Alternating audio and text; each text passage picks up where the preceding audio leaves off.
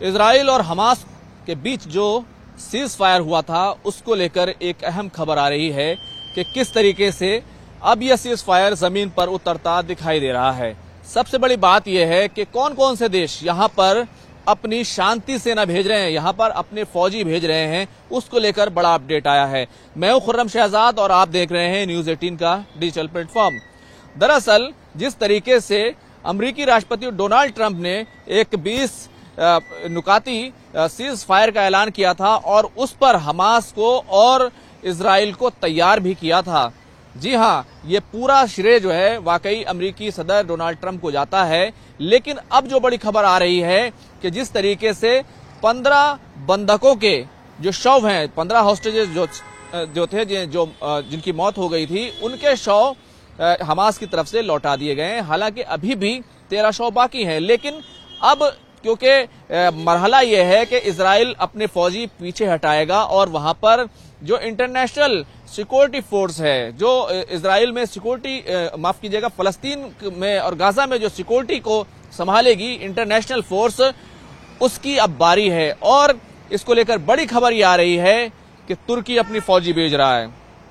तुर्की पहले भी इस पूरे मामले में भरपूर तरीके से इंटरेस्ट जो है दिखाता रहा। जब ये सीज फायर हो रहा था तब भी उसने मिस्र अपने लोगों को भेजा था और अब तुर्की अपने फौजी भेज रहा है। इसके अलावा इंडोनेशिया जो है वो भी अपने फौजी भेज रहा है। और सबसे बड़ी बात यह है कि ब्रिटेन वही ब्रिटेन जिसने इजराइल बनाया था और इजराइल का सबसे बड़ा योगदान जो है इजराइल को बनाने में है। इजराइल को बनाने में क्योंकि ब्रिटेन का योगदान है और ब्रिटेन ने पिछले दिनों जिस तरीके से फलस्तीन को मान्यता दी थी, अब जो ब्रिटेन है वो भेज रहा है अपने ऑफिसर्स ताकि इस पूरे सीज फायर की वो निगरानी कर सकें और इसको पूरे तरीके से बचाया जा सके। तो कुल मिलाकर ये बड़ा घटनाक्रम जो है होने जा रहा है। और ये जो सारा बयान सामने आया है, ये दरअसल जो अमेरिकी उपराष्ट्रपति हैं जेडी वेंस, वो इजराइल के दौरे पर हैं। उन्होंने जहां के इजराइल के राष्ट्रपति इसहाक से मुलाकात की, बेंजामिन नेतन्याहू से मुलाकात की। हालांकि जब ये मुलाकात हो रही थी और जिस तरीके से जो इंटरनेशनल सिक्योरिटी फोर्सेस हैं अब गाजा में उनको तैनात करने की बारी है, तो उसमें इजराइल के अंदर एक खलबली मची हुई है और नेतन्याहू को ये कहते हुए काफी ज्यादा निशाना बनाया जा रहा है कि इजराइल झुक गया है, इजराइल को अमेरिका चला रहा है। तो बेंजामिन नेतन्याहू की तरफ से भी बयान आया कि अमेरिका का गुलाम नहीं इजराइल। हालांकि दोनों के लक्ष्य और दोनों की जो नीति और राजनीति है वो लगभग एक सी है और उसमें जो है दोनों एक पार्टनर की तरह काम करते हैं। तो अब ये 3 देश जो है वहां पर इंटरनेशनल सिक्योरिटी फोर्स जो है वहां पर एक तरीके से भेज रहे हैं और भी उसमें कई मुल्क शामिल हो सकते हैं। लेकिन जेडी वेंस की तरफ से ये कहा गया है कि ये 3 देश जो है सिक्योरिटी जो है अपने फौजी वहां पर गाजा में भेजेंगे और वो वहां की पूरी सिक्योरिटी को संभालेंगे। इससे पहले खुद इजराइल ही ये तमाम सिक्योरिटी संभालता था। इजराइल के साथ साथ जो है हमास जो है वो अंदर की सिक्योरिटी संभालता था और पूरा इलाका जो है उसको एक ओपन जेल जो है इजराइल ने बना रखा था। अब इस खबर से आगे की खबर यह है कि अब जेडी वेंस को इस बात का, यानी कि अमेरिका को इस बात का एहसास हो गया है कि जो हमास को हमें उससे हथियार डलवाने हैं और पूरी तरीके से हमास को इख्तिदार से, सत्ता से बाहर करना है, वो इतना आसान काम नहीं है और सिक्योरिटी को संभालना भी आसान काम नहीं है। हालांकि अगर देखें तो इस पूरे मामले में इजराइल को तैयार रखना, उसको तैयार करना, उससे अपनी बात मनवाना, ये एक इम्पोर्टेंट और अहम पहलू है। न सिर्फ जेडी वेंस इजराइल के दौरे पर हैं बल्कि डोनाल्ड ट्रंप के जो विशेष दूत हैं इस पूरे मिडिल ईस्ट इलाके के लिए, स्टीव विटकॉफ, जेरेड शेरन, वो भी जो है इजराइल के दौरे पर हैं और वहीं पर डेरा डाले हुए हैं।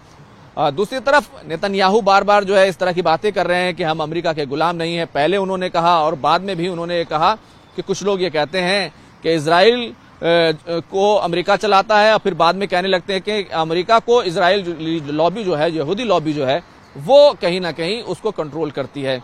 तो कुल मिलाकर एक बड़ा अपडेट जो है इस सिलसिले में आया है। हालांकि अब ये जो कुछ हो रहा है ये इसमें 68,000 से ज्यादा फलस्तीनियों की जान जा चुकी है और 1500 के करीब जो है वो इजरायली भी इस पूरी जंग में, इस 7 अक्टूबर 2023 के बाद से जो कुछ शुरू हुआ था उसमें जान उनकी भी जा चुकी है। 7 अक्टूबर को जब हमास ने हमला किया था, और हमास ने जब हमला किया उस वक्त 1200 लोग मारे गए थे, 1200 इजरायली मारे गए थे, और 250 लोगों को होस्टेज बना लिया गया था, उनको अगवा कर लिया गया था। अब क्योंकि डील हो गई, होस्टेज लौटाए गए हैं, अब इस पूरे मामले में इजराइल की तरफ से एक दिक्कत ये आ रही है, और ये मतलब जमीनी दिक्कत है कि जो लोग मारे गए उनको शवों को कहाँ दफनाया गया, वो शव भी वापस करने हैं। होस्टेजेस जो जिंदा थे वो आपने लौटा दिए, लेकिन जो शव हैं उसमें से सिर्फ 15 लौटाए हैं। 13 शव अब का इंतजार जो है इजराइल कर रहा है, और इजराइल ये कहता है जब तक वो शव नहीं लौटाए जाएंगे तब तक हम जो सीज फायर का दूसरा मरहला है, सीज फायर का जो दूसरा कहना चाहिए कि उसका दूसरा फेज है, उसमें क्योंकि इजराइल को अपनी फौज जो है गाजा से धीरे धीरे बाहर निकालनी है, वो हम शुरू नहीं करेंगे। बीच में कुछ जिस तरीके से उसके 2 फौजी मारे गए थे इजराइल के, उसके बाद उसने बमबारी कर दी थी। हालांकि अमेरिकी राष्ट्रपति डोनाल्ड ट्रंप ने इजराइल को फटकार लगाई, कहा कि समझौता को और सीज फायर को बचाना है। फिर बाद में इजराइल के समझ में आया और वो भी इस बात के लिए तैयार हो गया।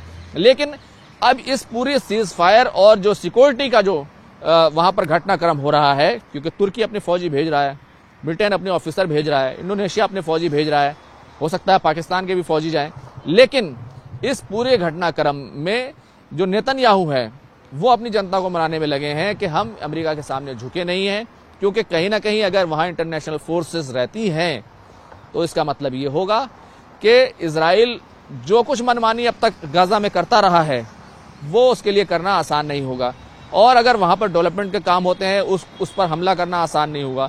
इन तमाम चीजों को देखते हुए दरअसल नेतन्याहू अपनी साख ये इस तरह के बयान देकर वो ये अपनी साख बचाने में लगे हुए हैं कि वो नहीं झुके हैं, और अपनी सिक्योरिटी की, अपनी डिफेंस का फैसला वो खुद करते हैं। और इस बात में कोई सच्चाई नहीं है कि वो कि अमेरिका जो है उनको चला रहा है। लेकिन सच्चाई क्या है? सच्चाई सिर्फ ये है कि अमेरिका ने हमेशा इजराइल को बचाया है, और इसके पीछे क्यों बचाया है? इसके पीछे जो सबसे बड़ा फैक्टर है वो ये है कि अमेरिका में जो यहूदी लॉबी है वो पूरी तरीके से अमेरिकी पॉलिटिक्स को कंट्रोल करती है। बहरहाल ये पूरी चर्चा का विषय है, इस पर बातचीत हो सकती है, डिबेट हो सकती है, लेकिन बड़ा घटनाक्रम यही है कि अब दूसरा फेज जो है उसकी शुरुआत होने जा रही है। उसका दूसरा फेज है, उसमें क्योंकि इजराइल को अपनी फौज जो है गाजा से धीरे धीरे बाहर निकालनी है, वो हम शुरू नहीं करेंगे। बीच में कुछ जिस तरीके से उसके 2 फौजी मारे गए थे इजराइल के, उसके बाद उसने बमबारी कर दी थी। हालांकि अमेरिकी राष्ट्रपति डोनाल्ड ट्रंप ने इजराइल को फटकार लगाई, कहा कि समझौता को और सीज फायर को बचाना है। फिर बाद में इजराइल के समझ में आया और वो भी इस बात के लिए तैयार हो गया। लेकिन अब इस पूरी सीज फायर और जो सिक्योरिटी का जो वहां पर घटनाक्रम हो रहा है, क्योंकि तुर्की अपने फौजी भेज रहा है, ब्रिटेन अपने ऑफिसर भेज रहा है, इंडोनेशिया अपने फौजी भेज रहा है, हो सकता है पाकिस्तान के भी फौजी जाएं, लेकिन इस पूरे घटनाक्रम में जो नेतन्याहू है वो अपनी जनता को मनाने में लगे हैं कि हम अमेरिका के सामने झुके नहीं हैं, क्योंकि कहीं ना कहीं अगर वहां इंटरनेशनल फोर्सेस रहती हैं तो इसका मतलब ये होगा कि इजराइल जो कुछ मनमानी अब तक गाजा में करता रहा है वो उसके लिए करना आसान नहीं होगा, और अगर वहां पर डेवलपमेंट के काम होते हैं उस पर हमला करना आसान नहीं होगा। इन तमाम चीजों को देखते हुए दरअसल नेतन्याहू अपनी साख ये इस तरह के बयान देकर वो ये अपनी साख बचाने में लगे हुए हैं कि वो नहीं झुके हैं, और अपनी सिक्योरिटी की, अपनी डिफेंस का फैसला वो खुद करते हैं। और इस बात में कोई सच्चाई नहीं है कि वो कि अमेरिका जो है उनको चला रहा है। लेकिन सच्चाई क्या है? सच्चाई सिर्फ ये है कि अमेरिका ने हमेशा इजराइल को बचाया है, और इसके पीछे क्यों बचाया है? इसके पीछे जो सबसे बड़ा फैक्टर है वो ये है कि अमेरिका में जो यहूदी लॉबी है वो पूरी तरीके से अमेरिकी पॉलिटिक्स को कंट्रोल करती है। बहरहाल ये पूरी चर्चा का विषय है, इस पर बातचीत हो सकती है, डिबेट हो सकती है, लेकिन बड़ा घटनाक्रम यही है कि अब दूसरा फेज जो है उसकी शुरुआत होने जा रही है। कैमरामैन प्रहलाद के साथ खुर्रम शहजाद, न्यूज़ 18 दिल्ली।